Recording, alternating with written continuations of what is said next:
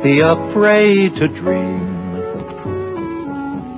And when you do, dream big. And one day translate it into deeds, deeds to match the dream. Don't be afraid to dream. Better to dream than sleep. Better far to sail a shining star to reality.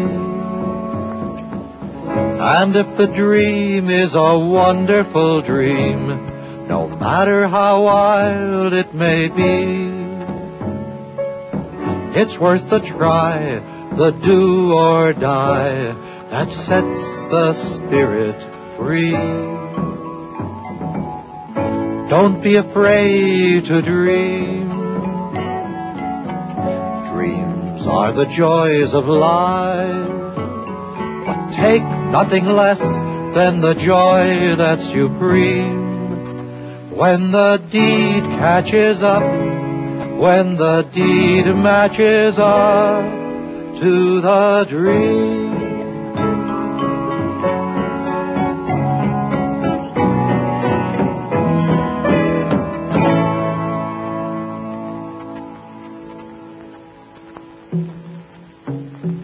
This was the reality.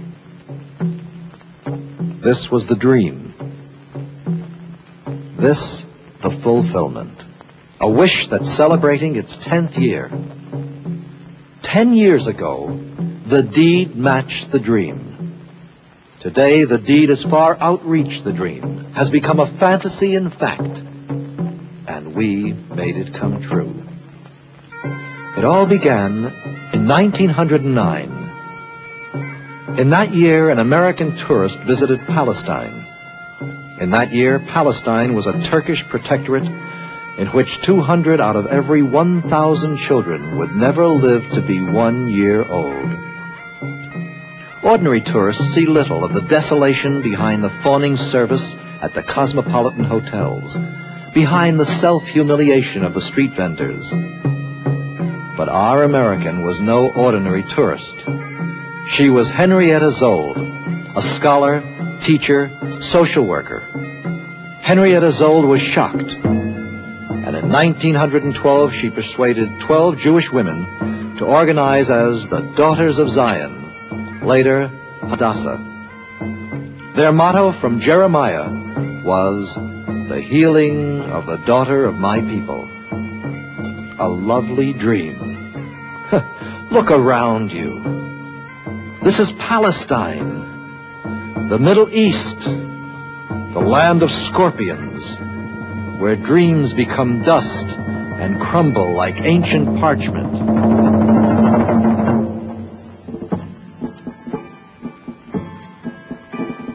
Once upon a time, many years ago, people said how lovely it would be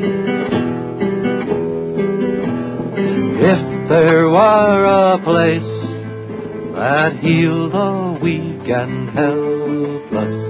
One day in Jerusalem, one day in Jerusalem, one day in Jerusalem, it will come about. An impossible dream. However, you see, in our story, there's a however.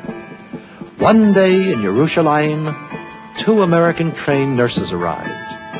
One day in 1913, they set up a mother and child station. The Daughters of Zion had provided a deed to match the dream. In 1918, an entire medical unit arrived in Jerusalem. 45 physicians, dentists, nurses, setting up hospital clinics in Jerusalem, in Jaffa, in Tiberias, in Safad. Henrietta Szold was in charge. That's because they refused to go unless she was with them. Next, a school hygiene program was set up. Then an infant welfare station serving the old city. So the dreams came real, deeds became the fact. In the desert air the flower bloomed, in the ancient land there grew a house of healing. One day in Jerusalem, one day in Jerusalem, one day in Jerusalem, it had come about. The dream grew even as its earliest fantasies became reality. A Hadassah hospital in Tel Aviv, a Hadassah hospital in Haifa, a school lunch program, the first tuberculosis ward in Safad, and then on Mount Scopus, the Rothschild Hadassah Hebrew University Medical Center. One day in Jerusalem, one day in Jerusalem, one day in Jerusalem, it will come about.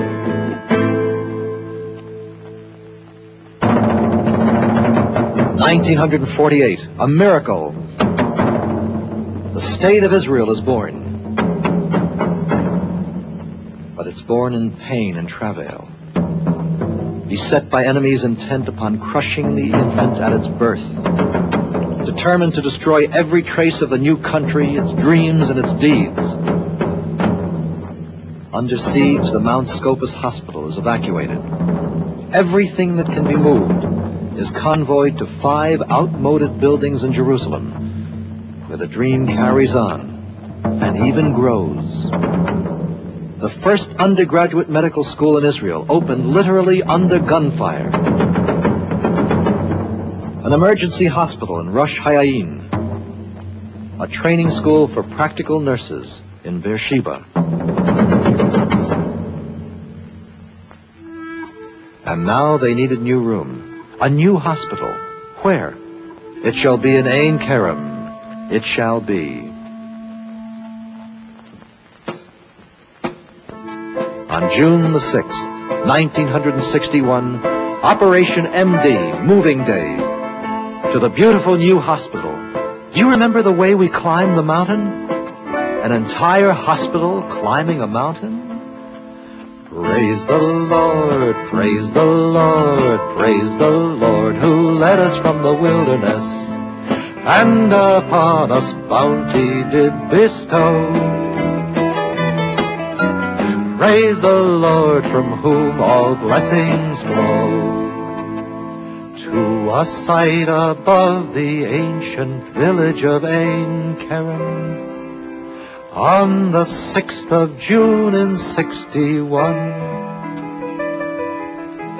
Dance, sisters, dance on the hallowed ground. Let the silver sound of joy resound. Children packed their toys, elders sent their prayers to the heavens, nurses with their charges, soldiers with their caravans. Dance, sisters, dance on the hallowed ground. Let the silver sound of joy resound. And on that day, a city came to life. A city of science, peopled by thousands of nurses, doctors, students, technicians, and maintenance workers, all with one sure purpose, the welfare of mankind. And there it is, a city that shines at night, they say, like a golden ship upon a hill. Praise the Lord, praise the Lord, praise the Lord, who led us from the wilderness, and upon us bounty doth bestow. Praise the Lord, from whom all blessings flow. June the 6th, 1961. On that day, the dream could have put up a brand new sign, open for business. except for one thing. This business had never closed.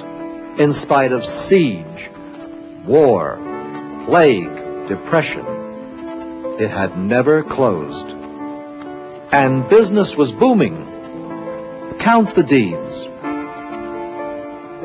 2,000 newborn babies every year. Remember 1909? 200 dead out of every 1,000? In 1961, at the Hadassah Medical Center, the odds were lowered to 21 in 1,000, and no one was satisfied with that. 7,000 major operations a year. 13,000 patients visited in their homes. 27,000 patients parading in and out when they could parade. 50,000 dental patients. 500,000 prescriptions. No questions asked, save that the patient be in need of treatment, for that is the ancient creed of the Hebrew physician. Base or honorable stranger or citizen, you shall help the sick, because he is sick. This is the oath of the Hebrew physician, the oath that must father the deed. You are charged day and night as custodian to the sick, at his side at all times of his need. You shall watch o'er his life, even from his mother's womb, and his welfare shall be your chief concern.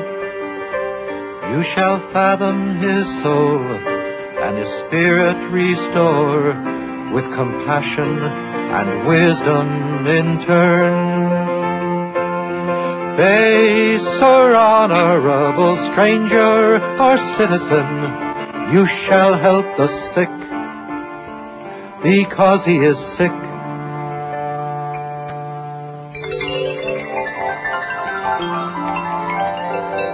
It's all very well to have a continually revolving door, if one has enough accommodations within. And so, expansion. In 1963, the Mother and Child Pavilion was opened. In 1964, the John F. Kennedy Memorial Building was opened as an information and reception center. In 1965, a new building was finished to house the University Medical School. And of course, there was another answer to overcrowding. The ounce of prevention called medical research. Half dream, half deed. A major enterprise for an institution dedicated to putting itself out of business.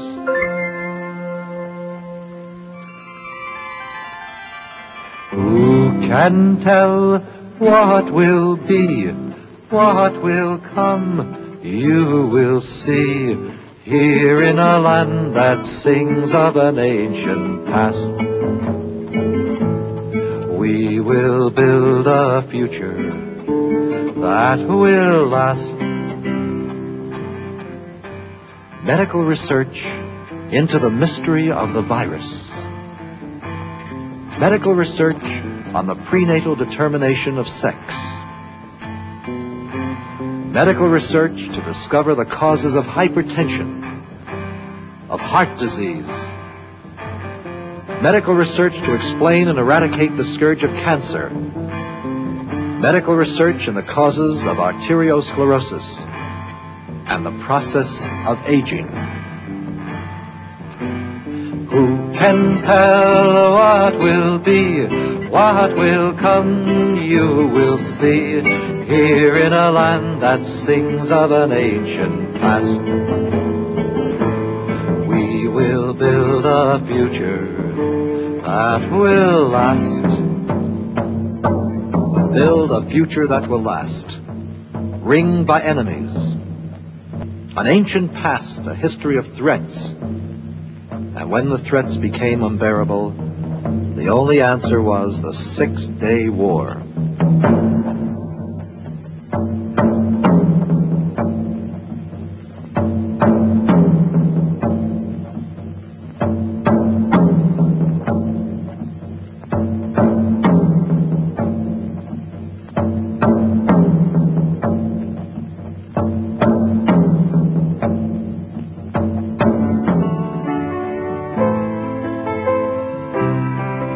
When the fighting stopped, Mount Scopus had been set free. More room for more deeds. Since 1948, an Israeli enclave surrounded by Jordanian territory, it would now become a 300-bed hospital with a staff including 8 Jordanian physicians, 30 nurses, and 70 medical workers. And now tell us, what other dreams are impossible? This is the new Ullman Building for cancer and allied research. This is the new emergency department. This is the new pediatrics department.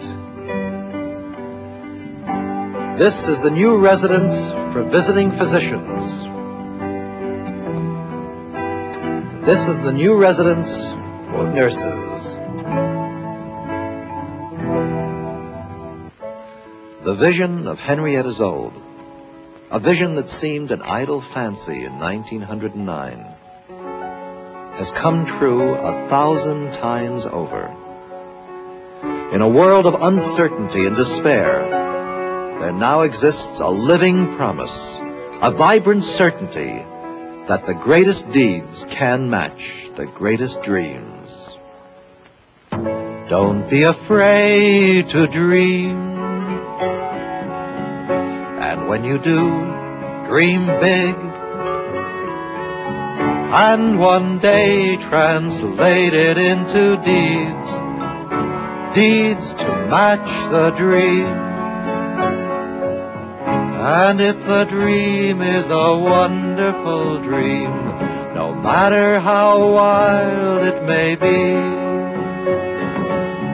it's worth the try, the do or die, that sets the spirit free. Don't be afraid to dream. Dreams are the joys of life, but take nothing less than the joy that's supreme. When the deed catches up, when the deed matches up to the dream.